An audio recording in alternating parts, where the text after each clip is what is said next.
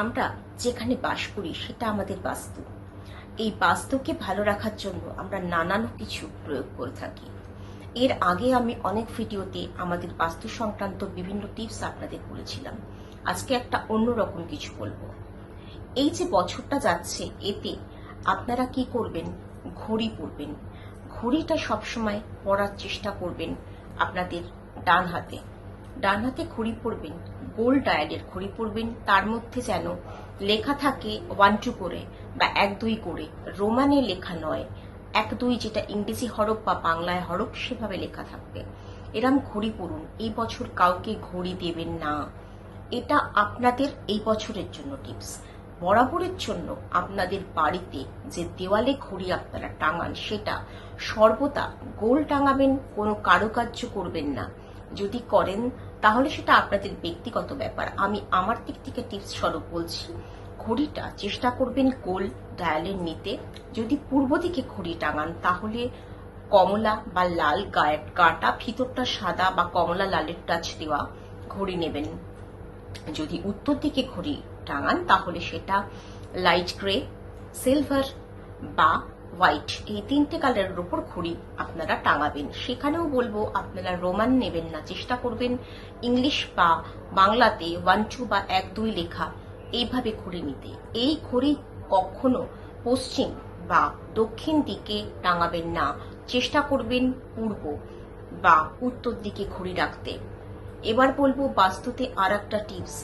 অনেকেই বলেন যে তার বাড়ির মুখ বা গেট, মেন গেট দক্ষিণমুখী হওয়া সবসময় ভালো হয় না। সেটাকে কি করে ভালো করবেন? যদি আপনার ফ্ল্যাটের এন্ট্রান্স বা বাড়ির এন্ট্রান্সটা দক্ষিণ দিকে হয়, কোনো অসুবিধে নেই। সেখানে আপনারা একটা পঞ্চমুখী হনুমানজির চিত্র দিন, একটা ছবি একদম গেটের মাথায়, মানে বাড়িতে প্রবেশ বা বার হতে গেলে যে দেখতে পাবেন সেখানে রাখুন। এবং মঙ্গলবার দিন চামেলি তেল, এই যে সামনেই আছে আপনাদের হনুমান জয়ন্তী, সেদিনকেও করতে পারেন, কিংবা আপনারা যে কোনো মঙ্গলবার দিন চামেলি তেলের সঙ্গে মেটে সিঁদুর, যদি না পান এমনি লাল সিঁদুর দিয়ে গুলে 2 ফোঁটা দিন ওই দেওয়ালে, যেটা বাইরের দিকের দেওয়াল, আপনারা বেরোতে গেলে বা ভেতরে আসতে গেলে দেখতে পাবেন। দিন আপনাদের এই দক্ষিণমুখী দরজার সমস্ত খারাপ গুণ বা খারাপ নিদর্শন কেটে যাবে এবং আপনারা সুখ স্বাচ্ছন্দ্যে বাস করতে পারবেন। আমাদের গৃহবাড়ি অবশ্যই ভালো থাকা দরকার। প্রত্যেক সময় সেটা বাস্তু পরিমাপ মতো কেনা যায় না বা পরিবর্তনও করা যায় না, অনেক অসুবিধাজনক হয়। এবার বলবো নর্থ ইস্ট, যেটা আমরা ঈশান কোণ বলি, সেখানে যদি বাথরুম থাকে কম্পাসটাকে ডাউনলোড করে নেবেন আপনাদের যে ফোন আছে সেই ফোনে। দেখবেন যদি সেখানে আপনাদের বাথরুম পড়ে তাহলে বাড়ির মেম্বারদের মধ্যে সমস্যা, শারীরিক বিভিন্ন সমস্যা হয়, টাকা পয়সার ক্ষয়ক্ষতি হয়।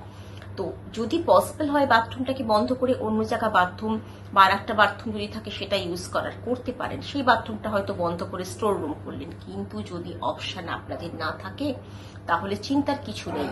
আপনারা কি করবেন, সেই বাথরুমের মধ্যে রক সল্ট রেখে দেবেন। রক সল্ট বা গোলাপি পিঙ্ক সল্ট যেটাকে, তার মধ্যে 5টা লবঙ্গ বা 7টা লবঙ্গ দিয়ে রাখবেন।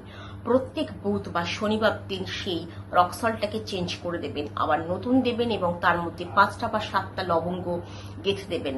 একটা কোনো কাঁচের বাটি হলে খুব ভালো হয়। এবারে এই জিনিসটা করবেন বাথরুমে। আপনার বাথরুমের যে এই যে নর্থ ইস্টে বাথরুম হওয়ার যে নেগেটিভিটি সেটা কেটে যাবে। আর একটা জিনিস করবেন, বাথরুমের দরজা কখনো খুলে রাখবেন না। সবসময় বাথরুম ইউজের পরে বাথরুমের দরজাটাকে বন্ধ করে দেবেন। আর বাথরুমে যখন যাবেন, সে আপনার যেদিকেই বাথরুম হোক না কেন, পায়ে অবশ্যই চটি পরে যাবেন। বাথরুমে খালি পায়ে একদমই যাবেন না, চটি পরে যাবেন। বাথরুমটা শুকনো রাখবেন, চটি পরে যাবেন। খালি পায়ে বাথরুমে যাওয়া কিন্তু ভালো নয়। তো এই জিনিসগুলো যখন আপনারা অ্যাপ্লাই করবেন তখন দেখবেন আপনাদের যে বাস্তু দোষ, এই যে বাথরুম সংক্রান্ত বা বাড়ির এন্ট্রান্স সংক্রান্ত, অনেকটাই ভালো হয়ে গেছে। এবার বলবো বাস্তুর আর একটা টিপস, আয়না। আয়নাও কিন্তু ঠিক ঘড়ির মতো আপনারা কখনোই পশ্চিম বা দক্ষিণ দিকে রাখবেন না। আপনাদের টাকা পয়সা প্রচুর বেরিয়ে যাবে, মন মেজাজ খারাপ হয়ে যাবে। আয়না আমরা ভাবি এটা জলের একটা রিফ্লেকশন এবং এটা চন্দ্রকে রিপ্রেজেন্ট করে, তো সেই জন্য রাখবেন না। উত্তর বা পূর্ব দিকে আয়না রাখবেন। শোয়ার ঘরে যদি একান্ত আয়না রাখতেই হয় তাহলে রাখুন, কিন্তু যদি আপনার বেডের মুখোমুখি না রাখতে পারেন সেটাই ভালো। বেড থেকে আয়নাটাকে দেখতে পাচ্ছেন, রিফ্লেকশন হচ্ছে, সেটা যেন না হয়। যদি একান্ত সেটা হয়, আপনার ঘরে জায়গা নেই, তাহলে আয়নাটাকে ব্যবহারের পরে কোনো পর্দা বা কাপড় দিয়ে ঢেকে রাখুন, সুন্দর একটা সুদৃশ্য কোনো পর্দা দিয়ে ঢেকে রাখুন। আর যদি আপনার বেডরুমে রাখছেন কিন্তু সেটা আপনার খাট থেকে রিফ্লেক্ট হচ্ছে না, সরাসরি নয়, মানে অপোজিটে নয়, ঠিক আছে, রাখতে পারেন। কিন্তু বেডরুমে রাখলেও চেষ্টা করবেন উত্তর বা পূর্ব দিক করে আয়নাটাকে রাখার। এই কয়েকটা টিপস আপনারা ফলো করুন, আপনাদের বাস্তু সংক্রান্ত সমস্যা দেখবেন সমাধান হয়ে যাবে। এবং এর আগে যে বাস্তু সংক্রান্ত বিভিন্ন সমস্যার সমাধানের টিপস দিয়েছি সেগুলো একটু দেখে নেবেন। আজকে আবার নতুন করে দিলাম। অনেকের রিকোয়েস্ট করছে যে দক্ষিণমুখী দরজা হলে কি করব ম্যাডাম, সেই জন্য আবার আজকে এটা দিলাম। আর ঘড়ি আর আয়না এই দিকে কিন্তু ভীষণ ভাবে নজর রাখবেন। ভালো থাকবেন, সুস্থ থাকবেন। আমার চ্যানেলটা যদি সাবস্ক্রাইব না করে থাকেন সাবস্ক্রাইব করবেন এবং লাইক শেয়ার করবেন। নমস্কার।